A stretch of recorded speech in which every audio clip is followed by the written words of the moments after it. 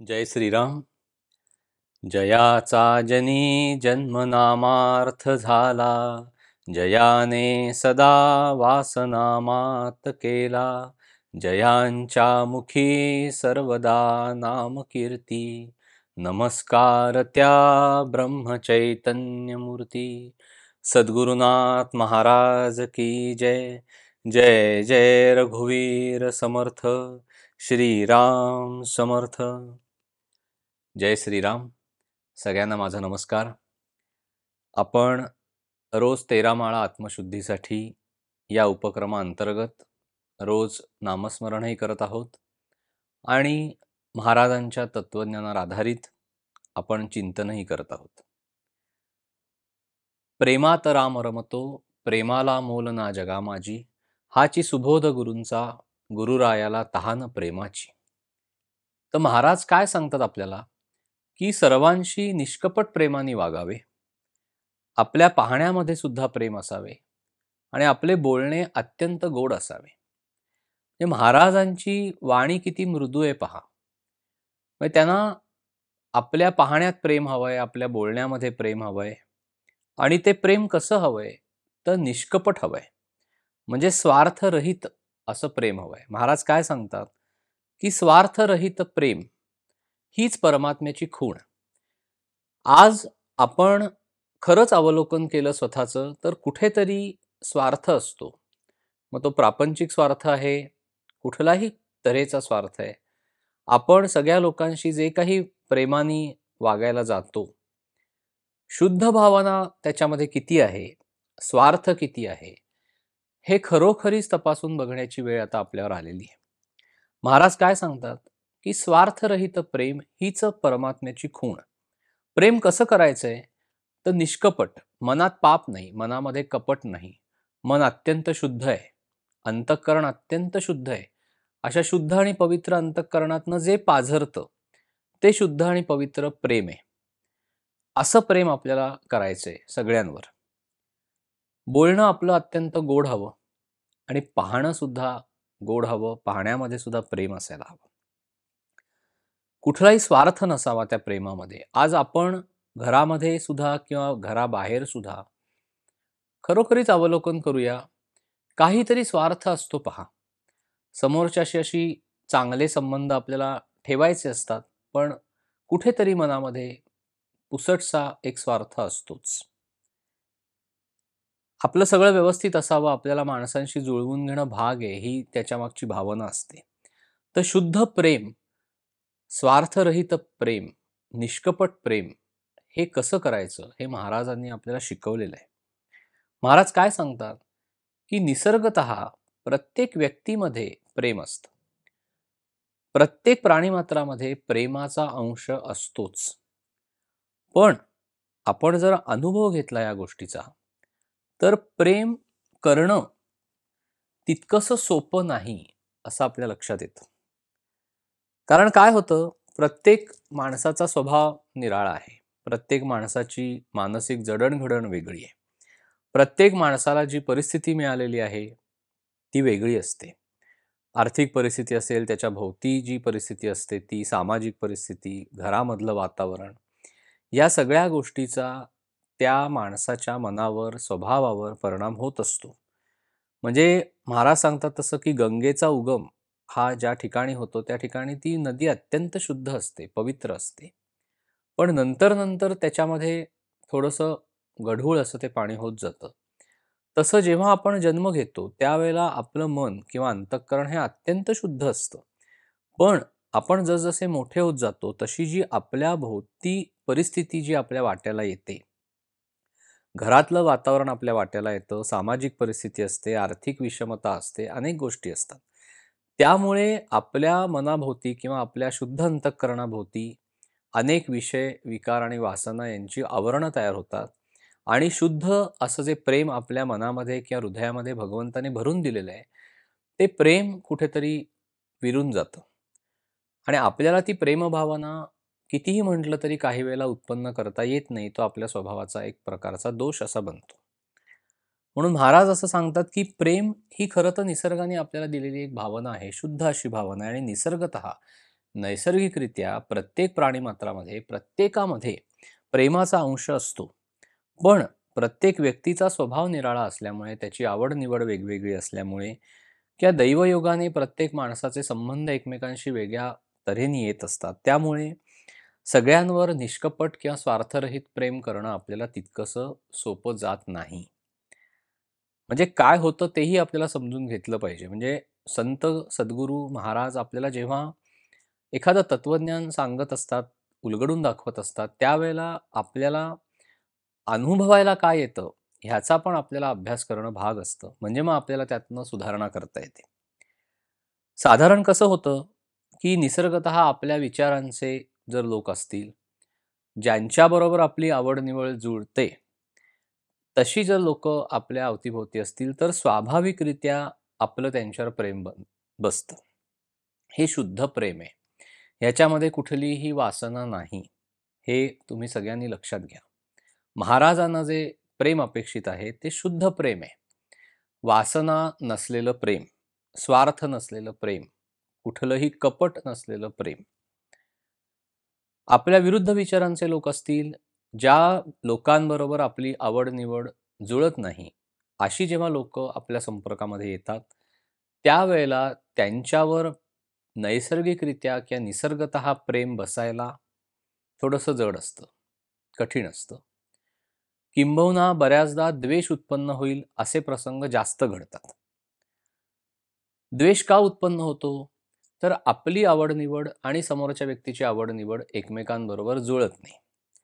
किंवा आपल्याला जे आवडतं, आपण ज्या विचारधारेतून जातो, आपली जी मनोभूमिका असते, ती समोरच्या माणसाची मनोभूमिका त्याला कंपॅटिबल नसेल, आपल्या विचारांशी मिळते-जुळते विचार त्या समोरच्या व्यक्तीचे नसतील किंवा काहीतरी वेगळे टोकाचीच भूमिका असेल, तर बऱ्याचदा भांडणं होतात, वादविवाद होतात, एकमेकांचं एकमेकांशी पटत नाही आणि द्वेष उत्पन्न होतो.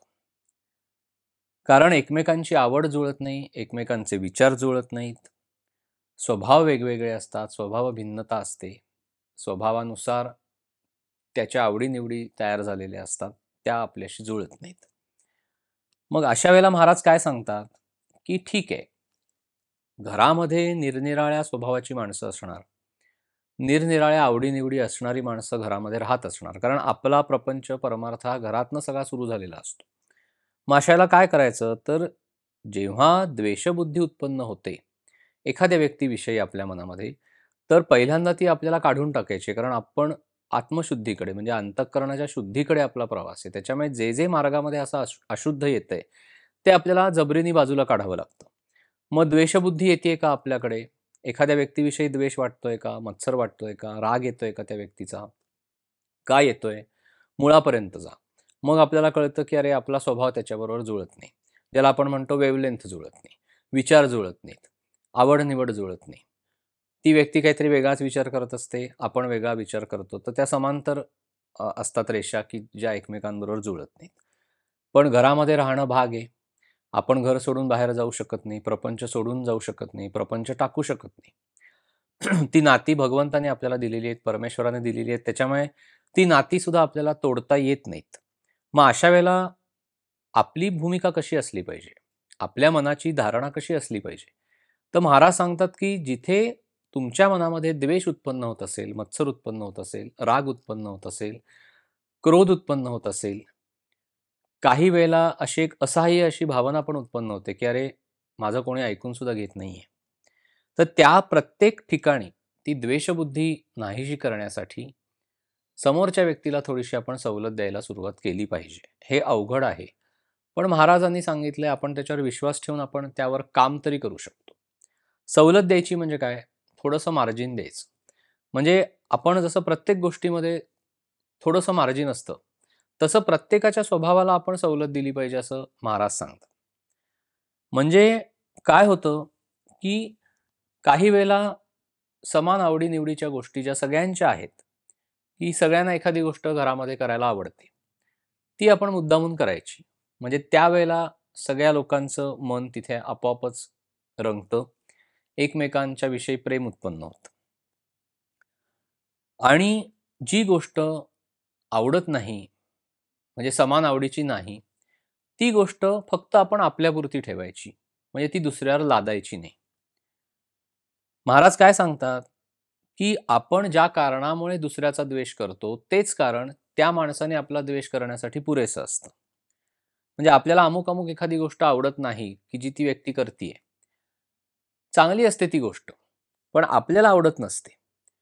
मग आपल्या मनात त्याच्याविषयी द्वेष उत्पन्न होतो आणि ती व्यक्ती काय विचार करते, की मी एवढी चांगली गोष्ट करतोय, तुला केवळ आवड नाहीये म्हणून तू त्याच्यामध्ये सहभागी होत नाहीस आणि तू माझा द्वेष करतोस किंवा करतेस. तर आपोआप त्या व्यक्तीच्या मनात तुमच्याविषयी द्वेष उत्पन्न होतो. म्हणजे कारण एकच असतं. तेच कारण दोन्ही व्यक्तींच्या मनामध्ये एकमेकांविषयीचा द्वेष उत्पन्न करतं. मग महाराज काय सांगतात, की आपल्या परमार्थाची सुरुवात घरातल्या मंडळींपासूनच आपल्याला करायची. अवघड आहे. कारण घरातली मंडळी काही वेळेला आपल्याशी बरोबर वागत नाहीत किंवा आपलं वागणं त्यांच्यावर काही वेळेला चुकतं.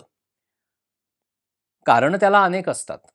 मग अशा वेळेला प्रेमभावना कशी जागृत ठेवायची मनामध्ये आणि द्वेष उत्पन्न जरी झाला, तरी निस्वार्थ बुद्धीनी कर्तव्य म्हणून प्रेम करायला कसं शिकायचं हे महाराज आपल्याला सांगतात. म्हणजे महाराज काय सांगतात, की तुम्ही घरातल्या मंडळींवर कर्तव्य म्हणून प्रेम करा. खूप अभ्यास करण्यासारखं हे तत्वज्ञान आहे, की दुसऱ्यावर प्रेम करणं हे सुद्धा माझं एक कर्तव्य आहे. त्या भावनेने आपण दुसऱ्याला जवळ केलं पाहिजे, दुसऱ्यावर प्रेम केलं पाहिजे. कारण आपण सगळेजण एक आहोत. ह्या भावनेने आपण घरामध्ये राहिलं पाहिजे. निस्वार्थ बुद्धीने प्रेम करायचं. स्वार्थरहित प्रेम हीच परमात्म्याची खूण आहे. निष्कपट प्रेम हे आपल्याला साधायचंय. मग आपण महाराजांना, भगवंताला काय प्रार्थना केली पाहिजे, की भगवंता, महाराज, हा प्रपंच तुम्ही दिलेला आहे किंवा भगवंता हा प्रपंच तू दिलेला आहेस, तुझ्या इच्छेने तो चाललाय. असं एकदा म्हटलं, की भगवंताविषयी प्रेम उत्पन्न होतं, सद्गुरूंविषयी प्रेम उत्पन्न होतं आणि तो भगवंत प्राणी मात्रांमध्ये वसत असल्यामुळे आपल्या मनामध्ये ती निर्गुण प्रेमाची भावना सुद्धा उत्पन्न होते. सगळ्यांमध्येच आपल्याला परमेश्वरीय तत्वाची कुठेतरी जाणीव होते आणि ते प्रेम आपल्याला सगळ्यांमध्ये करता येतं. सगळ्यांवर ते निष्कपट असं प्रेम आपल्याला करता येतं. त्याच्यासाठी भगवंताचं अधिष्ठान पाहिजे. त्याच्यासाठी नामस्मरण आपल्याला करायला लागणार आहे. महाराजांनी एकमेकांमध्ये प्रेम वाढवण्यासाठी काही गोष्टी सांगितल्या आहेत. सगळ्यात पहिली गोष्ट म्हणजे प्रपंच करत असताना बारीक सारीक गोष्टींमध्ये आपण जे फार लक्ष घालतो, तर महाराजांनी असं सांगितलंय, की तुम्ही बारीक सारीक गोष्टींकडे दुर्लक्ष करायला शिका. म्हणजे आपण जर खरंच अवलोकन केलं, तर दिवसभर जिथे कुठे आपण असू, घरात असू, घराबाहेर, आपल्या कामाच्या ठिकाणी, कुठेही, मित्रपरिवारामध्ये असू, नातेवाईकांमध्ये असू, कुठेही जिथे असतो, तिथे आपण बारीक सारीक गोष्टींमध्ये खूप लक्ष घालतो आणि आपणच सगळा त्रास ओढून घेतो आणि दुसऱ्याविषयीचं प्रेमही कमी होतं, द्वेष वाढतो, सगळ्या गोष्टी होतात. म्हणून महाराज सांगतात, की जर परस्परांविषयी प्रेम उत्पन्न करायचं असेल आणि उत्पन्न झालेलं प्रेम टिकवून ठेवायचं असेल, तर सगळ्या लोकांच्या बारीक सारीक गोष्टींमध्ये फारसं लक्ष घालू नका. जिथे एखादी गोष्ट खूप चुकीच्या पद्धतीने घडतीये, तिथेच तुम्ही फक्त इंटरफिअर करा आणि सांगा, की नाही, हे चुकीचं आहे, हे असं नाही व्हायला पाहिजे. पण छोट्या-छोट्या गोष्टींमध्ये आपल्याला दुर्लक्ष करायला शिकलं पाहिजे. आपण असं करतो, की प्रत्येक गोष्टीमध्ये इतकं लक्ष घालतो, की त्या गोष्टी करण्याची मजा निघून जाते. जी व्यक्ती एखाद्या कर्तव्य भावनेने ती गोष्ट करत असेल, त्या व्यक्तीला पण आपलं दडपण येतं, ताण येतो आणि त्या व्यक्तीला वाटतं, की अरे, ह्या घरातल्याच माणसांची माझ्यावर इतकी दृष्टी आहे किंवा नजर आहे, की मला कुठलीही गोष्ट मोकळेपणाने घरामध्येच करता येत नाही. तर अशा पद्धतीने आपण आपली भूमिका नाही ठेवायला पाहिजे. छोट्या-छोट्या गोष्टींमध्ये अजिबात लक्ष घालायचं नाही, ही पहिली गोष्ट महाराजांनी आपल्याला सांगितली, परस्परांमध्ये प्रेम वाढवण्यासाठी. दुसरी गोष्ट महाराज सांगतात, की तुम्ही दुसऱ्याच्या स्वभावाला सवलत ठेवा. म्हणजे थोडंसं त्याला मार्जिन द्या, सूट द्या. आपण अक्षरशः काही वेळेला म्हणजे एखाद्या माणसाचा स्वभाव असा असतो, की तो जणू काही तराजू हातामध्ये घेऊनच बसलेला असतो. म्हणजे ही लोकं काय करतात, तराजूच्या एका पारड्यामध्ये आपल्याला बसवतात आणि एका पारड्यामध्ये आपली कर्तव्य घालत राहतात. म्हणजे ते पारडं सारखं वर-खाली, वर-खाली होत असतं. सूटच देत नाहीत. कुठल्याही गोष्टीची सवलत देत नाहीत. आपण अमुक पद्धतीने त्यांची सगळी कर्तव्य आणि त्यांचा सगळा स्वार्थ साधत गेलो पाहिजे. मग ती माणसं ठीक राहणार. कौतुक करणार नाहीत किंवा आपलं रिकॉग्निशन पण आपल्याला करणार नाहीत. ॲप्रिसिएशन करणार नाहीत, काहीही करणार नाहीत. शांत राहतील. उलटा असा चेहऱ्यावर भाव असेल, की हे तुम्ही सगळं करायलाच पाहिजे. तुमचं कर्तव्यच आहे. ठीक आहे. आम्ही करणारच. आमचं ते कर्तव्य आमचे महाराज आम्हाला सांगतात, की तुम्ही सगळी कर्तव्य व्यवस्थित करा. तो विषयच नाहीये. पण इतकं तराजूमध्ये तोलल्यासारखं करतात, की जरासुद्धा सवलत आपल्याला मिळत नाही. मग महाराज सांगतात, की तुम्ही दुसऱ्याला सवलत द्यायला पहिल्यांदा सुरुवात करा.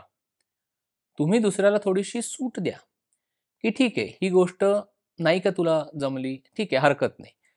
जिथे आपल्या घरातील एखादी व्यक्ती एखादी गोष्ट करायला जर कमी पडत असेल, तर दुसऱ्या व्यक्तींनी ती गोष्ट भरून काढली, की प्रपंचासाठी म्हणून ती गोष्ट पूर्ण होते. पण ही भावना आपल्या दुर्दैवाने लक्षात येत नाही. आपण काय करतो, एखादी गोष्ट जर चुकली समोरच्याची, तर आपण बोट दाखवून सांगतो, की "अरे, हे चुकलं की तुझं. तू हे करणं अपेक्षित होतं. हे तुझं कर्तव्य होतं. पण तू केलं नाहीस." मग त्या माणसाच्या काही अडचणी असतात. तो ते सांगत असतो आपल्याला, पण आपल्याला ते लक्षात येत नाही. म्हणून मग त्याची परिणती कशात होते?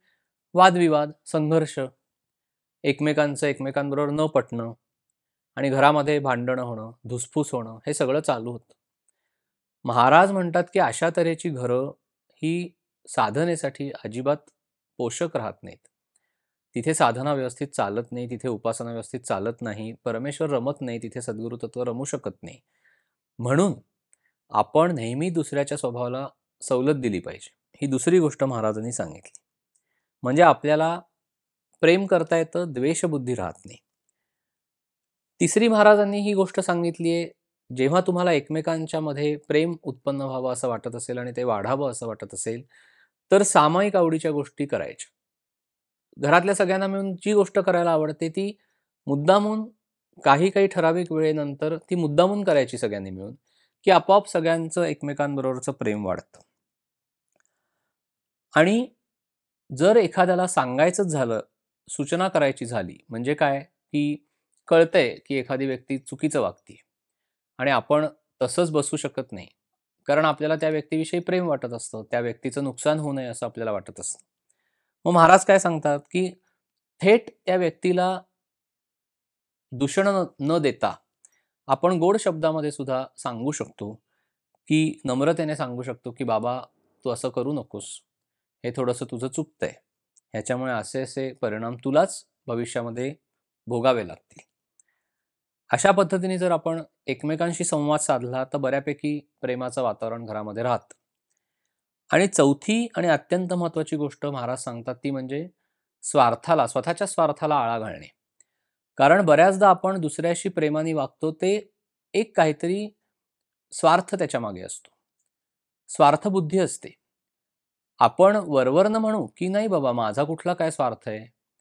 मी तर असंच सगळ्यांशी प्रेमाने वागतो." पण जेव्हा समोरची व्यक्ती तुमचा स्वार्थ साधणं बंद करते किंवा तुमच्या मनासारखं ती वागत नाही, त्यावेळेला तुम्ही प्रेमाने वागू शकताय का त्या व्यक्तीशी? तर होत नाही तसं. मग आपला अहंभाव वर येतो आणि ते प्रेम सगळं विरून जातं आणि आपण त्या व्यक्तीला त्याची जागा दाखवतो.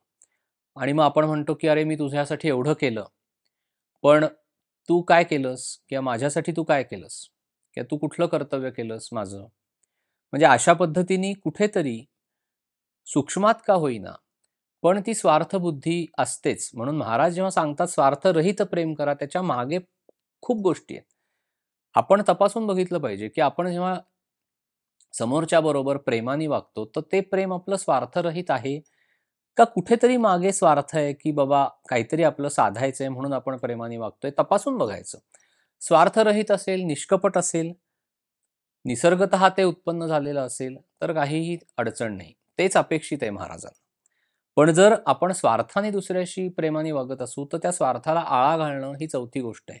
म्हणजे एकमेकांबरोबर आपल्याला प्रेमाचे संबंध राखता येतात. हे प्रेम शुद्ध आहे, पवित्र आहे. ह्याच्यामध्ये कुठलीही वासना नाही, विकार नाहीत, विषय नाहीत, काहीही नाही. कारण अहंकाराइतका स्वार्थ अत्यंत जबरदस्त काम करत असतो. म्हणजे महाराजांनी सांगितलंय, की अशा स्वार्थाच्या मुळ्या या एवढ्या खोलवर गेलेल्या असतात किंवा सूक्ष्म असतात की त्यांचा पत्ता लागत नाही. महाराजांनी 3 तऱ्हेचे स्वार्थ आपल्याला सांगितलेत आणि आपण प्रत्येकजण हे तिन्ही स्वार्थ बाळगून असतो. पहिला स्वार्थ काय आहे, की कायिक स्वार्थ. काया म्हणजे देह. देहाशी निगडीत असलेला स्वार्थ. म्हणजे काय, की देहाला दुसऱ्यासाठी न कष्टवणं, दुसऱ्यानिमित्त कष्ट न होतील आपल्या स्वतःच्या देहाला, अशा काळजीनी जो माणूस वागतो, त्याला कायिक स्वार्थ असं म्हणतात. आपल्याला बऱ्याचदा ह्याचं उदाहरण अनेकदा कळतं, दिसत असतं. म्हणजे काय, की आपल्या हातामध्ये खूप जड सामान आहे आणि आपण ते उचलून चाललोय. समोर आपल्याच घरातला माणूस बसलाय, पण आपली पिशवी धरायला सुद्धा तो उठत नाही जागचा. म्हणजे आपल्या मनामध्ये असं येतं, की "अरे, माझ्या हातामध्ये एवढं जड सामान आहे, तुला दिसतंय." ही अगदी घरातलं साधं उदाहरण आहे, की आपण बाहेरनं कुठून तरी एखादं जड काही घेऊन आलो, तर समोरचा माणूस 2 पावलं सुद्धा हलत नाही. त्याला दिसत असतं, की आपल्या हातामध्ये जड सामान आहे, दोन्ही हातामध्ये पिशव्या आहेत जड. पण तो उठत नाही अजिबात जागचा किंवा असं म्हणत नाही, की "एक पिशवी मला द्या, तुम्ही एवढ्या धरू नका." म्हणणार नाही. तो बघत राहील आपल्याकडे. अशा वेळेला आपल्या मनामध्ये त्याच्याविषयी द्वेष उत्पन्न होतो. का? कारण ती व्यक्ती कायिक स्वार्थ बाळगू नये. कायिक स्वार्थ म्हणजे तो देहाला कष्टवणार नाही किंवा एका विशिष्ट मर्यादेपर्यंत कष्टवेल. तो दुसऱ्यासाठी म्हणजे. दुसरा स्वार्थ काय आहे? वाचिक स्वार्थ. वाचा म्हणजे बोलणं. तो स्वार्थ कसा आहे, की माझ्या बोलण्याला सगळ्यांनी मान डोलवावी. काही जणांचा स्वभाव असा असतो, की जे मी सांगेन ते सगळ्यांनी ऐकलं पाहिजे घरामध्ये. म्हणजे मी कोणाला कसंही बोलीन, कमी जास्त बोलीन, मी कसाही अ, दुसऱ्याबरोबर संवाद साधीन, काहीही करीन, पण समोरच्या माणसाने ते निमूटपणे सहन करायला पाहिजे.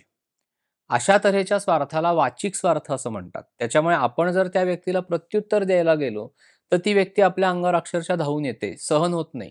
म्हणजे आपल्या विरुद्ध कोणी काही आपल्याला बोलतंय हे सहनच होत नाही त्या व्यक्तीला. हा वाचिक स्वार्थ आहे. आणि तिसरा जो स्वार्थ महाराजांनी सांगितलाय तो म्हणजे मानसिक स्वार्थ. मानसिक स्वार्थ म्हणजे काय, की सगळ्यांनी माझ्या मनाप्रमाणे वागायचं.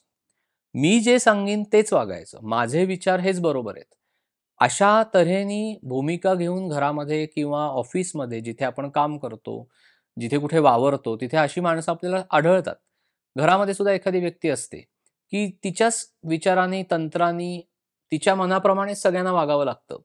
अशा वेळेला बाकीच्या सगळ्या लोकांची कुचंबणा होते. ते मनातल्या मनामध्ये अक्षरशः त्रास भोगत असतात. मग ते म्हणतात, की "अरे, आम्हाला आमच्या मनासारखं घरामध्ये कधीतरी वागता येणार आहे की नाही?" ह्या सगळ्या तऱ्हेच्या स्वार्थाला मानसिक स्वार्थ असं म्हणतात, की माझ्या मताप्रमाणे सगळ्यांनी वागलं पाहिजे. मी जे सांगतो तेच बरोबर आहे. माझे विचारच बरोबर आहेत. ही जाणीव सगळ्यांनी ठेवली पाहिजे आणि तशा पद्धतीने सगळ्यांनी वागलं पाहिजे. अशा तऱ्हेची इच्छा बाळगणं ह्याला मानसिक स्वार्थ असं म्हणतात. अशा 3 तऱ्हेचे स्वार्थ आपल्या प्रत्येकामध्ये आहेत. तर ते प्रत्येक वेळेला तपासून बघायला पाहिजेत आणि त्या स्वार्थातनं आपल्याला बाहेर यायचंय म्हणजे स्वार्थरहित प्रेम करता येईल. मग महाराज काय सांगतात, की तुम्ही जेवढी स्वतःला सवड ठेवता, तुम्ही जेवढी स्वतःला सवलत देता, काही-काही गोष्टींमध्ये आपण मनाशीच आपला विचार करतो, की नाही मला हे आत्ता एवढं जमत नाहीये, मी एवढंच करीन किंवा माझं हे सगळं समोरच्याने मान्य करावं. माझे काही प्रॉब्लेम्स आहेत म्हणून ते त्याने मान्य करावे. ही जशी सवलत किंवा सवड समोरच्याने मला द्यावी, असं जेव्हा आपल्याला वाटतं, त्याच्यापेक्षा थोडीशी जास्त सवलत आणि सवड आपण दुसऱ्याला दिली पाहिजे. म्हणजे एकमेकांबरोबरचं प्रेम टिकून राहतं. हे साधी गोष्ट आहे, की दुसऱ्याने आपल्याशी जसं वागलं, म्हणजे आपल्याला बरं वाटेल, तसं आपण दुसऱ्याशी वागायचं. दुसऱ्याने एखाद्या पद्धतीने वागलं, की आपल्याला बरं वाटणार नाही, तसं आपण दुसऱ्याशी वागायचं नाही. असं जर आपण केलं, तर हे खरं प्रेम आहे किंवा हा खरा धर्म आहे असं महाराज सांगतात. मग महाराज काय सांगतात, की तुम्ही जगावर प्रेम करा. जग तुमच्यावर प्रेम करेल.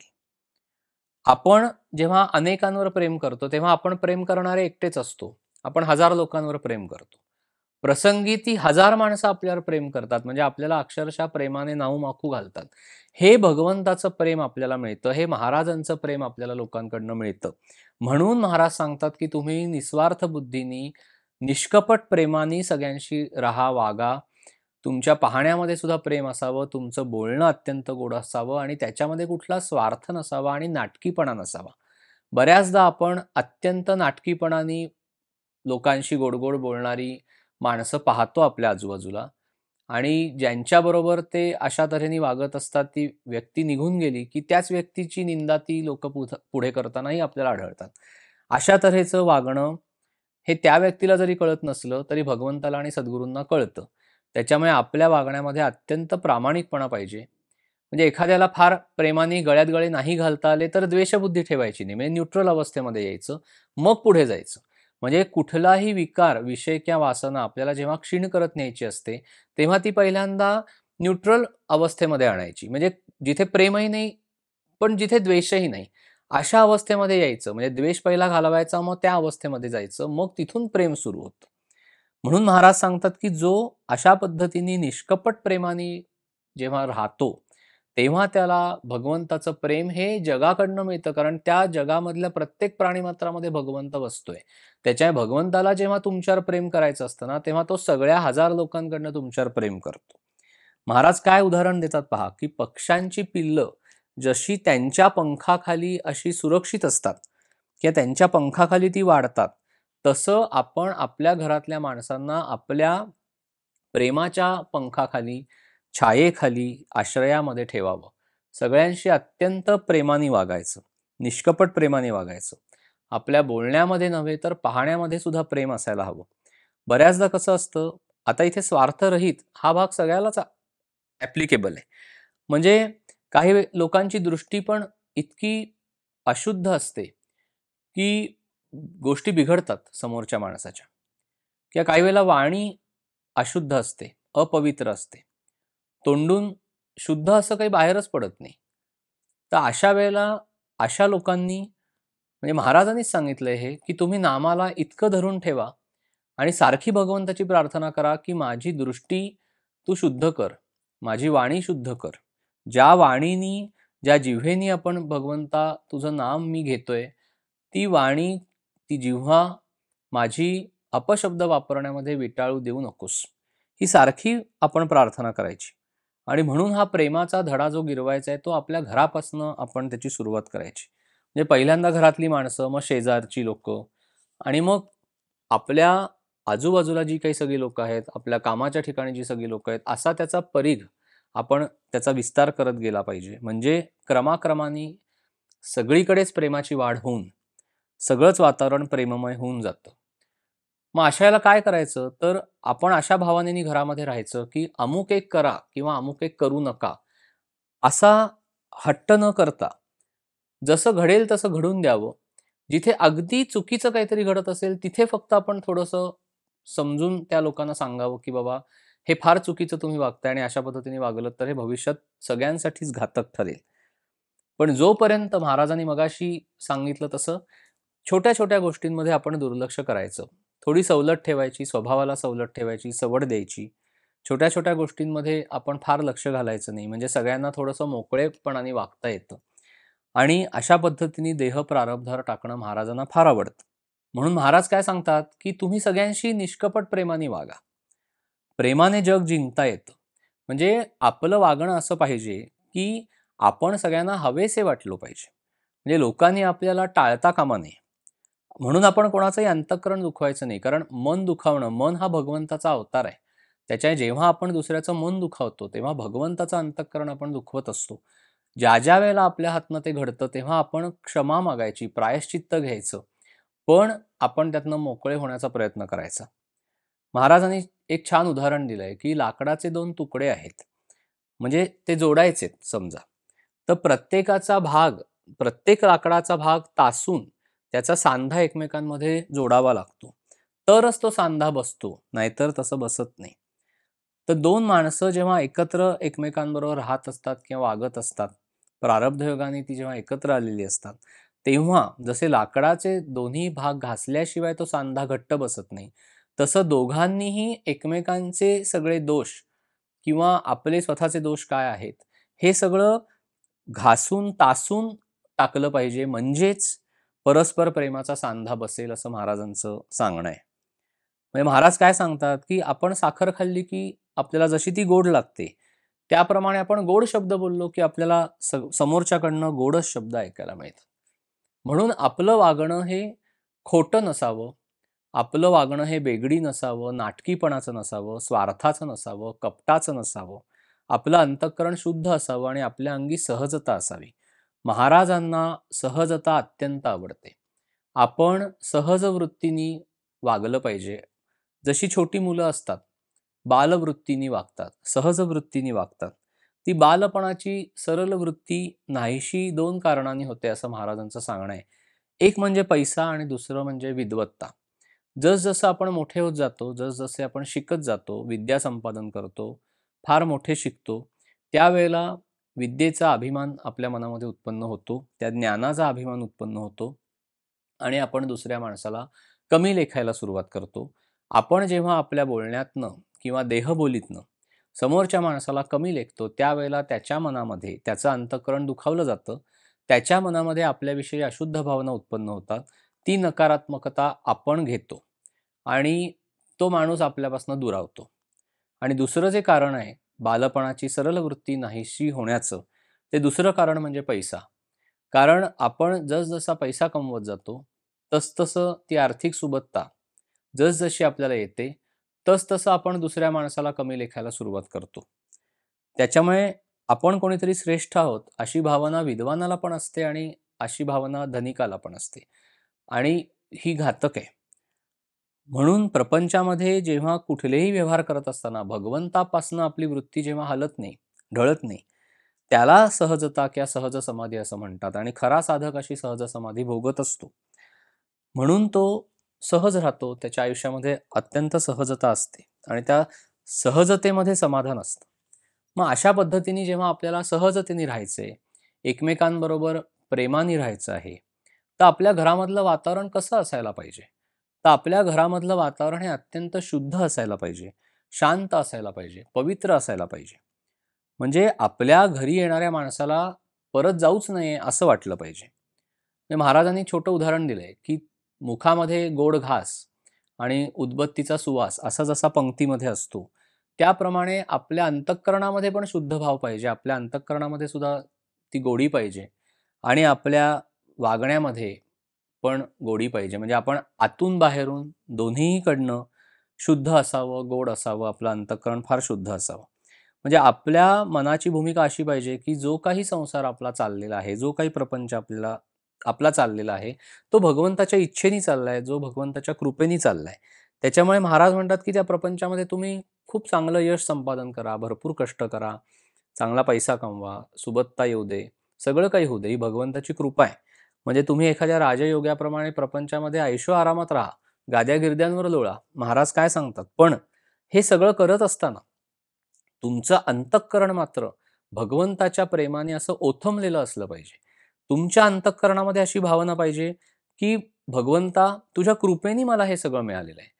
आणि मग त्याच्यामध्ये कुठलीही आसक्ती न ठेवता आपल्या मनामध्ये प्रेमाची इतकी भावना पाहिजे, की ह्या सर्व गोष्टी आपण फक्त एक सुख म्हणून भोगून तो एक भोगण्याचा विषय आहे. पण आपलं मन त्याच्यामध्ये नाही. आपलं मन कुठे आहे? भगवंताच्या चरणाशी स्थिर आहे. आपलं मन हे कशाने ओथंबलेलं आहे? प्रेमाने ओथंबलेलं आहे. हे महाराजांना आवडतं. कारण त्या प्रेमामध्ये राम रमतो आणि त्या प्रेमाला कशाचंही मोल नाही. म्हणून महाराज सांगतात, की कोणाशी वाद घालू नका, भांडण करू नका, द्वेष मत्सर ठेवू नका. हे फार घातक आहे. म्हणजे आपण आपल्या प्रपंचामध्ये, आपण आपल्या घरामध्ये असं उदासीन बसण्यापेक्षा हसून खेळून मजेत राहावं असं महाराजांचं सांगणं आहे. म्हणजे आपली वृत्ती अशी असायला हवी, की जो कोणी आपल्या संपर्कामध्ये येईल, तो आपल्याकडनं आनंद घेऊन त्याच्या घरी गेला पाहिजे किंवा तो आनंद घेण्यासाठी त्याने आपल्याकडे धाव घेतली पाहिजे. कारण आपण मागच्याही एका चिंतनामध्ये बघितलं, की परमेश्वर हा आनंदमय असल्यामुळे जो आनंद आपल्याला मिळणार आहे, तो परमेश्वराकडनं थेट येणारा आनंद आहे. तो शाश्वत असा आनंद आहे आणि म्हणून आपण अशा पद्धतीने आपल्या हृदयामध्ये परमेश्वराचं अधिष्ठान ठेवावं, की आपलंही हृदय किंवा आपलं अंतःकरण हे प्रेमाने ओथंबलेलं आहे. आपल्या अंतःकरणामध्ये आनंद भरलेला आहे आणि तो आनंद किंवा ते प्रेम जे आपल्या अंतःकरणात आहे, ते घेण्यासाठी लोकांनी आपल्याकडे धाव घ्यावी. मग ह्यासाठी आपल्याला काय करायला पाहिजे? तर कुटुंबातल्या प्रत्येक व्यक्तीनी आपापलं स्थान ओळखून घरामध्ये वागलं पाहिजे. म्हणजे we should not cross our limits असं जे आपण म्हणतो, की आपलं स्थान काय आहे ते ओळखून आपण राहिलं पाहिजे. म्हणजे आपण आपल्या मर्यादेमध्ये राहायला पाहिजे आणि हीच गोष्ट आपण जिथे काम करतो, त्या ठिकाणी सुद्धा आपण पाळली पाहिजे. कचेरीमधले, ऑफिसमधले कामाचे जे काही सगळे विचार आहेत, विषय आहेत, ते घरी आणू नयेत. घरातला जो काही सगळा भाग आहे, तो आपल्या कामाच्या ठिकाणी आपण नेऊ नये. म्हणजे आपण भोळेपणाने राहावं. कृत्रिमता आपल्या वागण्यामध्ये असू नये. म्हणजे आपल्याला ज्या काही गतकाळामध्ये आपल्या मनाविरुद्ध झालेल्या गोष्टी आहेत, कोणी आपल्याला त्रास दिलेला आहे, कोणी आपल्याशी चुकीचं वागलं आहे, हे सुद्धा भगवंताच्या स्मरणामध्ये ह्या सगळ्या गोष्टींचं निसर्गतः विस्मरण व्हायला पाहिजे. म्हणजे भोळेपणाने आपण ते विसरून गेलं पाहिजे, आपण त्याला क्षमा करत गेलं पाहिजे.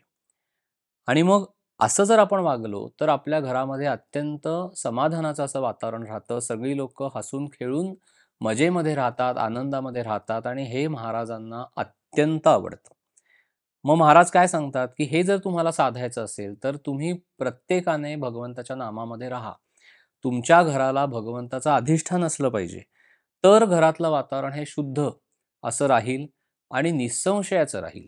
आज अशी परिस्थिती आहे, की आपल्या मनामध्ये आपल्याच माणसांविषयी संशय आहे. तो पहिला संशय सगळा काढून टाकला पाहिजे. मग आपल्या घरातलं वातावरण शांत, शुद्ध आणि पवित्र आपल्याला ठेवता येईल, असं महाराजांचं सांगणं आहे. कारण घरामध्ये एकत्र राहणाऱ्या व्यक्तींची मतं जुळत नसतील, तर ती मनं कलुषित होतात. मनं कलुषित झाली, की घरातलं वातावरण अशुद्ध बनतं. घरामध्ये एकमेकांविषयी आपल्या मनामध्ये द्वेष उत्पन्न झालेला असतो. राग उत्पन्न झालेला असतो. मग त्याचं प्रतिबिंब घरामध्ये एकमेकांशी वागताना ते उमटतं. मग काय होतं, छोट्या-छोट्या कारणांमुळे घरामध्ये एकमेकांबरोबर भांडणं होतात. वादविवादाचे प्रसंग अबोला धरला जातो. दिवसेंदिवस घरातली लोकं एकमेकांशी बोलत नाहीत. म्हणजे सगळेजण एका दडपणाखाली जगत असतात. सगळेजण एक ताण घेऊन जगत असतात. अशा अवस्थेमध्ये तुम्ही जर साधन मार्गावर चाललेले असाल, मार्गक्रमण करत असाल, तर तुमची साधना सुद्धा नीट होत नाही, उपासना व्यवस्थित होत नाही. तुम्हाला ते भगवंताचं प्रेम, सद्गुरूंचं प्रेम हे सगळं म्हणजे अक्षरशः स्वप्नवत वाटायला लागतं. मग अशा वेळेला महाराज काय सांगतात, की तुम्ही विसरून जा ह्या सगळ्या गोष्टी. विसरून जाण्यामध्ये खरा आनंद दडलेला आहे. आपण बरोबर उलटं करतो. एखादी व्यक्ती आपल्याला काय बोललेली आहे किंवा कसं आपल्याशी वागलेली आहे, हे वर्षानुवर्ष आपण लक्षात ठेवलेलं असतं. आणि तो विषय जर काही कारणाने आपल्यासमोर आला, तर 10 वर्षापूर्वी आपल्याला कोण काय बोललं असेल, 10 वर्षापूर्वी कोणी आपल्याशी काही वागलं असेल चुकीचं, तर ते लगेच आपल्या डोळ्यासमोर येतं आणि त्या व्यक्तीविषयीचा जो द्वेष आहे, तो लगेचच मनामध्ये उत्पन्न होतो.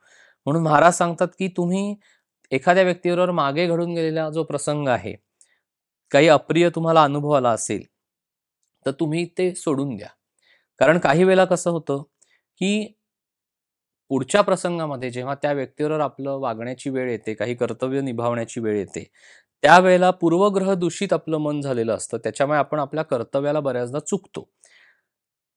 बऱ्याचदा असं होतं, की ती समोरची व्यक्ती सगळं विसरून गेलेली असते किंवा तिने मागे काही घडलेली घटना असते, ती तिच्या मनाच्या एका कोपऱ्यामध्ये ठेवून ती कर्तव्यबुद्धीने व्यवस्थित आपल्याशी वागत असते. पण आपला अहंभाव आड येतो. आपण मात्र आपल्या हट्टाने तिथे अडून बसलेलो असतो, की नाही तू आता माझ्याशी जरी व्यवस्थित वागत असलास किंवा वागत असलीस, तरी 10 वर्षापूर्वी किंवा 15 वर्षापूर्वी तू माझ्याशी कसं वागली आहेस किंवा कसं वागला ते मी आजही लक्षात ठेवणार आणि मी चुकीचंच वागणार. अशा पद्धतीने आपल्याला सगळ्या माणसांशी वागायला जड जातं. आणि मग इथे आपल्याला असं आढळतं, की आपला अहंभाव किंवा इगो ह्याच्यामध्ये आड येतोय. म्हणजे स्वच्छ मनाने पुन्हा संबंध चांगले जोडायला अडचण निर्माण होते. म्हणजे संबंध काही कारणाने बिघडलेले जर असतील, तर खरं तर आपण अहंकार किंवा अहंभाव बाजूला ठेवून ते चांगले पुन्हा जोडून पुढे जायला पाहिजे. म्हणजे रोज अगदी गळ्यात गळे जरी घातले नाहीत, तरी द्वेष जरी ठेवला नाही एकमेकांच्या विषयी, तरी आपण खूप काही साध्य केलं असं होईल. म्हणून आपण काय करायचं? महाराजांनी त्याच्यासाठी आपल्याला असं सांगितलंय, की नामस्मरणाच्या योगाने तुम्ही गत काळामध्ये घडलेल्या गोष्टी, अप्रिय घटना, झालेला त्रास हा नामाच्या योगाने तुम्ही विस्मृतीमध्ये घालवू शकता. त्यामुळे आपण असा प्रयत्न करायचा, की रोज नवीन दिवस उगवला, की महाराजांना, रामाला प्रार्थना करायची, की माझ्या मनामध्ये जो काही अशुद्ध भाव आहे, तो रामा तू सगळा काढून टाक. आणि आपण आपल्या स्वभावाला मुरड ठेवायची आणि दुसऱ्याच्या स्वभावाला सवलत द्यायची. म्हणजे आपण आपल्या स्वभावाला थोडी मुरड घालायची आणि दुसऱ्याच्या स्वभावाला सवलत दिली की मग सगळ्या तऱ्हेने आपल्याला प्रेमच मिळतं. म्हणजे जो एक मानसिक स्वार्थ आहे आपला असतो बऱ्याचदा, की मी जे सांगतोय तसं घरातल्या सगळ्या लोकांनी वागा, माझ्या मनासारखं सगळ्यांनी वागलं पाहिजे. हा जो मानसिक स्वार्थ आपण बऱ्याचदा गाजवत असतो, तो हळू कमी होत जातो. त्यामुळे जो घरातल्या इतर सदस्यांवर त्याचा ताण येत असतो, तेव्हा त्यांच्या मनामध्ये ती नकारात्मक भावना उत्पन्न होते, की अरे प्रत्येक वेळेला ह्याच माणसाचं आपल्याला ऐकावं लागतं किंवा आपल्या मनासारखं घडत नाही. म्हणून अशा वेळेला काय करायला पाहिजे? जर आपण वयाने ज्येष्ठ असू, कळतंय आपल्याला, की आपल्याबरोबर आपल्यापेक्षा लहान असलेली आपली मुलं म्हणा किंवा घरामध्ये इतर जे सदस्य आहेत, ते नीट वागत नाहीयेत. पण तुम्ही मोठे आहात ना वयाने, तुम्ही 4 पावसाळे जास्त पाहिलेत ना, तुम्ही समजून घ्या. मग तिथे महाराजांचं आपल्याला हे तत्त्वज्ञान उपयोगी पडतं, की स्वतःच्या स्वभावाला मुरड घाला, स्वतःचा इगो बाजूला ठेवा, स्वतःचा अहंभाव, अहंकार बाजूला ठेवा. समोरच्या माणसाला माफ करा, क्षमा करा आणि तुम्ही शांतपणे आनंदाने जगण्याचा प्रयत्न करा. आपण बरोबर उलटं करतो आणि आपण जर वयाने लहान असू, तर काही वेळेला मोठी माणसं सुद्धा चुकतात. असं नाहीये, की प्रत्येक वेळेला वयाने कमी असलेली माणसं चुकत असतात असं नाहीये. काही वेळेला घरामध्ये ज्येष्ठ मंडळी सुद्धा चुकीच्या पद्धतीने विचार करतात, चुकीच्या पद्धतीने वागतात. मग अशाला आपली भूमिका काय पाहिजे? तर आपण तर वयाने लहान आहोत, म्हणजे आपल्याला तर त्यांचा अपमान करायचा नाही. त्यांच्याविषयीचं जे कर्तव्य आहे ते तर आपल्याला पूर्ण करायचं आहे. मग अशा वेळेला आपण एकीकडे नामस्मरण चालू ठेवायचं. समोरची व्यक्ती कितीही चुकीच्या पद्धतीने वागत असली, हेकेखोरपणे वागत असली, आढ्यतेने वागत असली, तरी त्या व्यक्तीविषयीचं जे कर्तव्य आहे, ते करायला चुकायचं नाही. कारण बऱ्याचदा असं होतं, की मधल्या वयातली जी पिढी आहे किंवा मधली जी पिढी आहे, ती मग अशा वेळेला कर्तव्य करायला बऱ्याचदा चुकते आणि मग त्याचे फार परिणाम नंतर भोगावे लागतात. म्हणून आपण आपल्या कर्तव्याला चुकायचं नाही. आपल्या महाराजांनी आपल्याला काय सांगितलंय, समोरचा माणूस कसाही वागला, ठीक आहे, तुम्हाला प्रेम वाटत नाही मान्य आहे. पण तुम्ही तुमच्या कर्तव्याला चुकू नका. कर्तव्य करा. म्हणून आपण आपल्या बाजूने प्रामाणिकपणे राहायला पाहिजे. प्रेमाने वागायचं. एवढं सगळं करून सुद्धा समोरची व्यक्ती जर अहंभावानेच वागत असेल, अहंकारानेच आपल्याशी वागत असेल, आढ्यतेनेच आपल्याशी वागत असेल, तर तिचा सगळा हेकेखोरपणा बघून सुद्धा आपण एकीकडे आपलं नामस्मरण चालू ठेवायचं, दुसरीकडे त्या व्यक्तीविषयीचं जे कर्तव्य आहे ते शांतपणे करायचं. म्हणजे तू कर्तव्याला चुकलास किंवा चुकलीस हा आपल्यावर आरोप कधी व्हायला नाही पाहिजे. असं जर आपण केलं, तर महाराजांना ते अत्यंत आवडतं आणि कर्तव्य करून आपल्याला मोकळं होता येतं. आणि मग अशाला काय करायचं, की जी व्यक्ती एवढं सगळं आपण व्यवस्थित वागून सुद्धा हेकेखोरपणे वागते, आढ्यतेने वागते, अहंकाराने वागते, अहंभावाने वागते, त्या व्यक्तीला तिच्या प्रारब्धयोगावर सोडून द्यायचं. म्हणजे असं म्हणायचं आपण, की तुझी कर्म तुझ्यापाशी आहेत, तुमची कर्म तुमच्यापाशी. तुम्ही जर चुकीचं वागत असाल, त्याचं तुमच्यापाशी सगळं लागलं. आपण मात्र घरामध्ये हसून खेळून राहण्याचा प्रयत्न करायचा. सामायिक आवडीच्या गोष्टी एकत्र करायच्या आणि जर काही वेळेला आपल्याला जी गोष्ट आवडते ती घरातल्या इतरांना आवडत नाही किंवा आपल्या जोडीदाराला बऱ्याचदा आवडत नाही.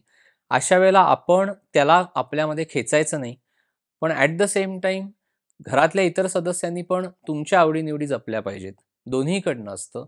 तर घरामध्ये चांगल्या तऱ्हेचं वातावरण राहतं, वादविवाद होत नाहीत. महाराज पुढे जाऊन सांगतात, की घरामध्ये अत्यंत चांगल्या पद्धतीने तुम्ही राहा, हसून खेळून राहा. छान सगळे सणवार साजरे करा. आनंदाने उपासना करा. भगवंताचं अधिष्ठान आपल्या घराला पाहिजे. आपल्या घरामध्ये संतचरित्राचा अभ्यास व्हायला पाहिजे. छोट्या-छोट्या आपण ग्रंथ किंवा गोष्टी ज्या असतात देवांच्या, त्या आपण वाचल्या पाहिजेत. मुलांना त्याची आवड उत्पन्न करून दिली पाहिजे लहानपणापासून.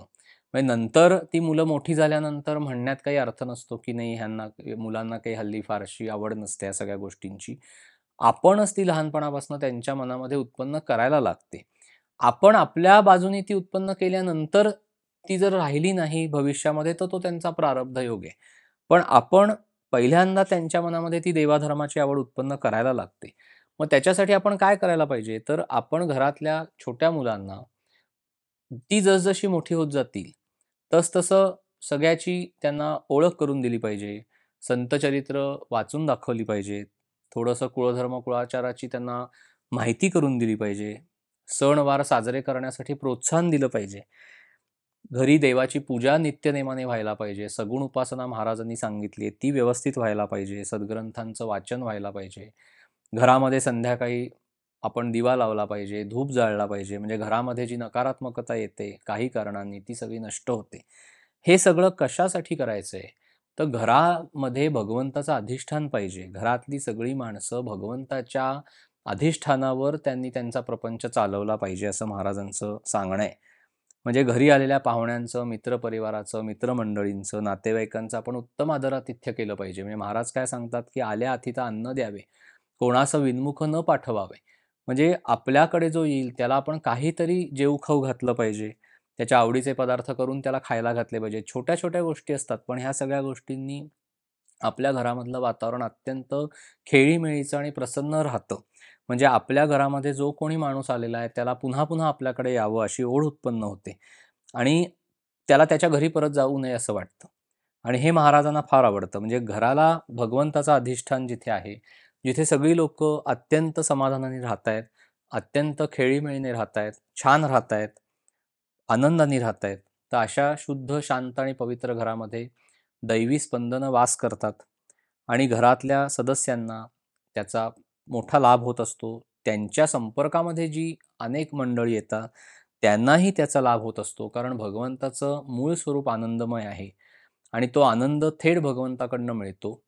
तो मिळण्यासाठी आपल्या मनाची भूमिका ही अशी पाहिजे, की प्रेम जे भगवंताकडनं येतं, ते प्रेम आपण सगळ्यांना दिलं पाहिजे. त्या प्रेमामध्येच तो राम रमत असल्यामुळे आपण सगळ्यांवर निष्कपट प्रेम केलं पाहिजे. आपल्या पाहण्यामध्येही प्रेम पाहिजे, आपल्या बोलण्यामध्ये प्रेम पाहिजे आणि ती गोडी पाहिजे आणि ते थेट आपल्याला भगवंताकडूनच मिळत असल्यामुळे ते नाम आपण त्याचं घेतलं पाहिजे. म्हणजे हे प्रेम आपल्याला भगवंताकडनं मिळतं आणि तेच प्रेम आपण जगावर करू शकतो आणि मग तो भगवंत सगळ्यांकडनं ते प्रेम आपल्याला देतो. जय श्रीराम.